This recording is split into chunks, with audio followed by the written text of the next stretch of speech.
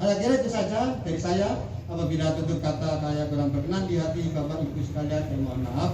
Wassalamualaikum warahmatullahi wabarakatuh. Desa sebagaimana dimaksud diktum 1 dalam melaksanakan tugas harus berpedoman pada ketentuan peraturan perundang RW 9 Jabatan Kepala Seksi Kesejahteraan.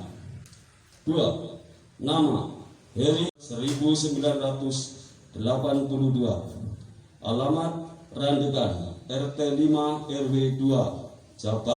Tempat tanggal lahir Banyumas 3 September 1995. BPD sebagai pemberitahuan. Kelima, petikan keputusan ini ditetapkan di Randegan pada tanggal 17 Desember 2020. Kepala Desa Randegan tertanda Sarman. Acara kelima, pelaksanaan pengambilan sumpah. Blok kiri maju, jalan. Henti. Gerak. Gerak kanan, gerak. Luruskan. Lurus.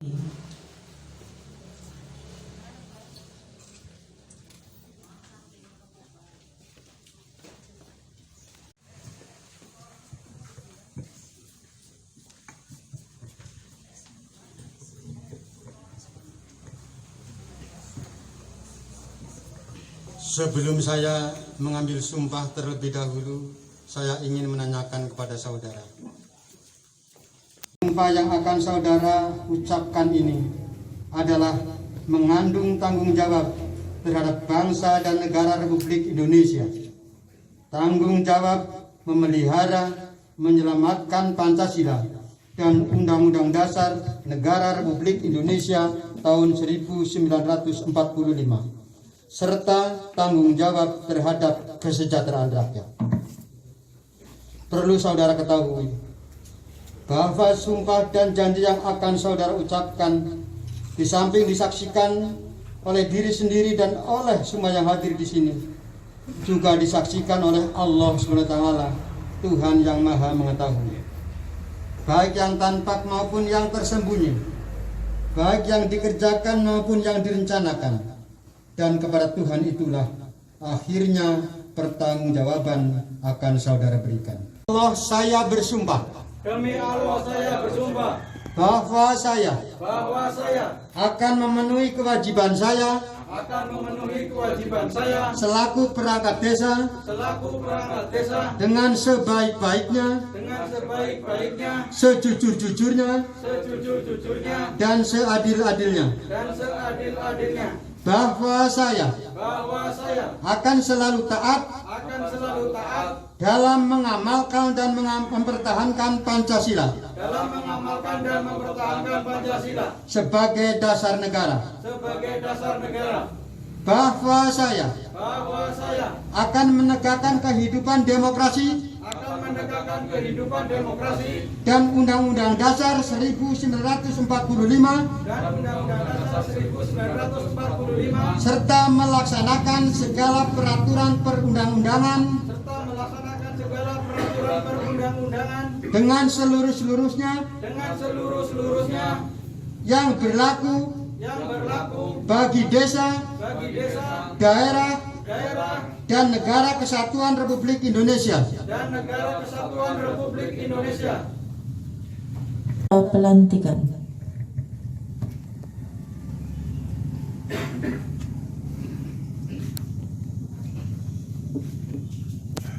Dengan memanjatkan puji syukur kehadirat Allah SWT, Tuhan yang Maha Esa, atas segala taufik dan hidayahnya, bahwa pada hari ini, Kamis tanggal 17 bulan Desember tahun 2020, saya, Kepala Desa Randegan, dengan ini resmi melantik satu saudara Rafiq Nur Ahmad sebagai Kasih Kesejahteraan, 2 saudara Heri Prasetyo Wibowo sebagai Kadus 2, 3 saudara Iwan Santoso sebagai Kaur Tata Usaha dan Umum. Saya percaya bahwa saudara akan melaksanakan tugas dengan sebaik-baiknya sesuai dengan tanggung jawab yang dibebankan di atas pundak saudara.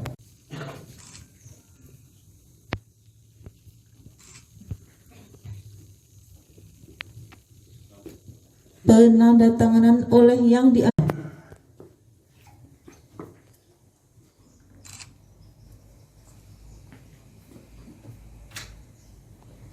Kadus 2, Saudara Heri Prasetyo Wibowo, disilakan.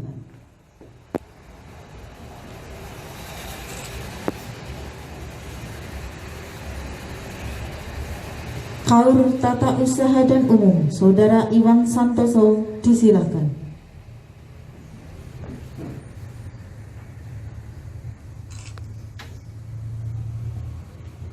Penandatanganan oleh para saksi.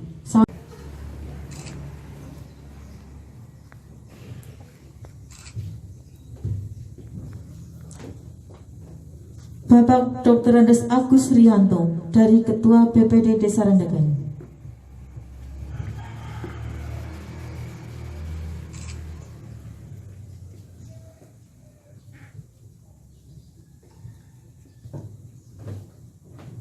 Penanda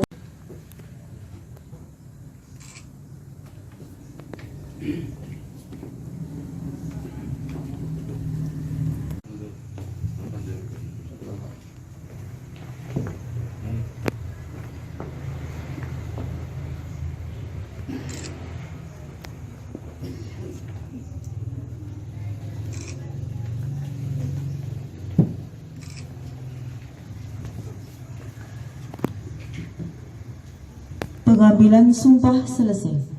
Pejabat Maju, jalan. Henti. Gerak. Hadap kanan, gerak. Duduk. hadirin dipersilakan. Sambutan pertama, Kepala Desa Randegan. Kepada yang kami hormati, Bapak Dr. Andes Haji Sarman, disilakan. Para tokoh masyarakat, Ketua RW, Ketua RT yang hadir yang saya hormati, wabil khusus kepada perangkat yang baru dilantik dan keluarganya. Pada pagi hari ini kita masih diberi kesempatan bisa bersilaturahmi, bisa menyaksikan bersama-sama pelantikan perangkat baru Desa Randegan, hasil penjaringan penyaringan Desember 2020. Tidak lupa sholawat dan salam kita aturkan kepada junjungan kita Nabi Agung Muhammad SAW yang telah begitu banyak memberikan petunjuk kepada kita. Mudah-mudahan kita menjadi pengikut beliau sampai yaumil qiyamah. Bahwa nantinya ini perangkat ini sekarang sudah menjadi pelayan masyarakat. Yang tadinya mungkin masih seneng dolan, sekarang juga harus bisa menjaga dolannya sing kepriwe. Yang tadinya bekerja, sekarang pun sudah bisa bekerja di balai desa, tapi pekerjaan lamanya juga diusahakan tetap dijalankan. Yang bisnis tetap bisnisnya. So, kalau hanya mengandalkan perangkat desa ya wong manusia sekarang kan kebutuhannya begitu banyak. Jadi silakan nanti perangkat desa yang baru pun yang jalankan ya monggo tetap dilanjutkan dagangnya, tetapi sebagai perangkat desa mungkin menjadi pokok yang utama sebagai pelayan masyarakat harus tetap dijalankan. Kemudian juga harus bisa memahami nantinya ya, antara memahami bahasa surat, suratnya kayak apa, tapi kok dibandingkan dengan di masyarakat seperti apa, perintahnya lewat surat, protokol kesehatan seperti apa, prakteknya di lapangan juga harus seperti apa, harus bisa mengerti. Jadi ya bisa baik kalau memang itu bisa dijalankan, kita jalankan. Kalau tidak bisa maka koordinasikan dengan rekan, dengan atasan. Jadi tidak mengambil keputusan sendiri. Apalagi di masa pandemi ini banyak larangan, banyak pantangan, tapi kehendak masyarakat kadang-kadang berbeda, ya termasuk hajatan, termasuk kebah dan sebagainya. Kadang-kadang itu hal-hal yang kita sebagai perangkat desa tentu harus bisa memahami tentang apa yang ada di masyarakat. Tentang bahasa hukum, bahasa politik dan bahasa sosial. Beda. Bahasa hukum, bahasa politik, bahasa sosial. Ini harus bisa dipahami. Sering konsultasi dengan rekan. Misalkan sesuatu bahasa dapat menggunakan ini, dapat. Berarti bisa iya, bisa tidak. Itu harus diterjemahkan. Jadi harus bisa memahami kata-kata yang ada dalam surat juga. Ini harus. Kemudian juga yang sering ini, ada kebijakan, ada kebijaksanaan. Perangkat desa harus mengerti bijaksanaan yang di, kebijaksanaan kayak apa. Ini. Kalau kebijaksanaan kita sering berkaitan dengan apa namanya keputusan, kebijaksanaan Pak Kauris kepriwe, keputusan polisi. Ini jadi harus bisa memahami. Jadi harus bisa memahami nanti. Sebab berhadapan dengan masyarakat itu nanti akan jauh berbeda. Yang tadinya mungkin mengkritik sekarang harus dikritik. Siap dikritik. Yang jelas isu sebagai perangkat yang pertama pasti dikatakan tidak adil. Itu pasti nanti. Pak Iwan Oradil, Pak Heri Oradil, pasti itu akan. Kedua, korupsi. Buya Bora pasti akan dituduh korupsi. Itu pasti. Itu di masyarakat. Sekarang berkembangnya kan seperti itu. Nah, ini jadi kita harus siap mental. Bukan berarti apa namanya dablek, tetapi harus memang kebal kuping. Nanti di masyarakat itu akan berbagai macam omongan, itu hal biasa. Harus mentalnya harus kuat. Aja minder ngomong, aja minder, biasa saja. Bukan berarti dianggap angin lalu, tapi ya tetap biasa. Jangan dibikin emosi. Nah dibikin emosi biasanya kadus, bisa-bisa dia adalah gelut para warganya. Biasa bae, Pak Lurah ada kritik aja ngapa, nah bisa ya dari saya kan ada orang itu. Begitu aja. Sebab kalau kita membuat, katakanlah membaca Facebook, wah kayak ngapa sebenarnya dia mau marani bocah. Parah nih, ngomong apa? Parah nih, orang biasa. Namanya manusia. Selama tidak melanggar hukum, kita biarkan. Kecuali yang sudah kebangetan, baru kita berhadapan hadapan polisi. Tapi selama masih kita kondisikan, selama masih kita koordinasikan, selama masih kita kendalikan, tidak usah berurusan dengan kepolisian, juga terlalu banyak masalah. Jadi kita bisa selesaikan di tingkat desa. Kemudian apa sih yang menjadi tugas pokok seorang kadus ini? Kepala dusun memang harus banyak di lapangan, di masyarakat. Di masyarakat ronda ya. Tugas pokok kadus RT RW ya, ronda kerja bakti itu kadus yang pokok. Ketentraman ketertiban masyarakat, kemudian melaksanakan perlindungan masyarakat. Pak Heri, Pak Heri kok warganya pada mabuk nang kana ngan kami wong. Nah, Pak Heri maju. Kanang iki. Aja malah tiru gawe botol.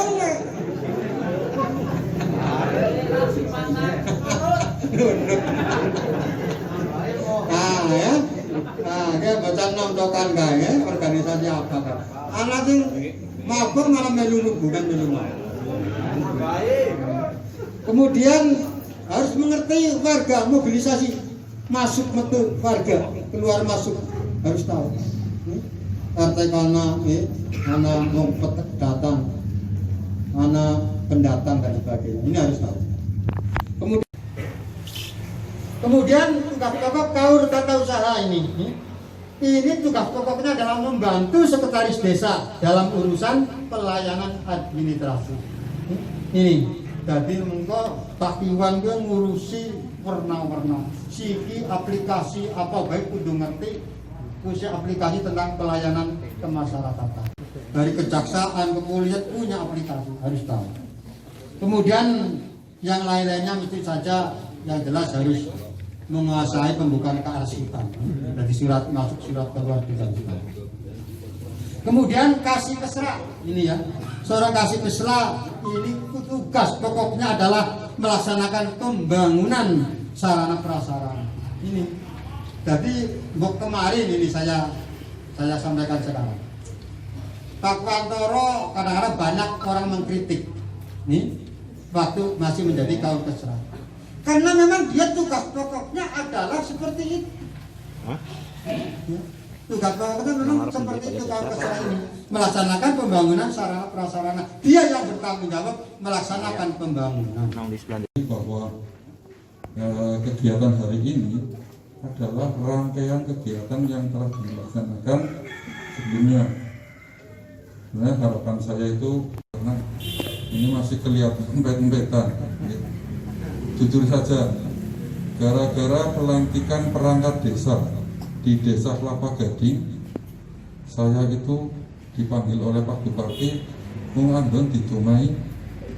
Betul, saya dan Pak Bun tadi, Kades Kelapa Gading, karena dianggap kegiatan pelantikannya itu tidak mematuhi protokol kesehatan. Jadi nanti saya tidak perlu panjang lebar, tadi sudah disampaikan oleh Pak Kades terkait dengan tugas-tugas perangkat desa yang baru ya. Sudah gamblang, saya hanya mengingatkan kembali pada perangkat desa yang baru bahwa momen ini adalah titik awal panjenengan ya, mengabdi pada masyarakat. Sudah terikat oleh beberapa aturan terkait dengan perangkat desa yang dulunya mungkin panjenengan dari beberapa sudut itu banyak yang mengawasi. Tadi sampaikan oleh Pak Kades, minum-minuman dan sebagainya, hanya harus bisa. Kalau nanti itu ya laporkan pada pimpinan. Dan perlu kami ingatkan,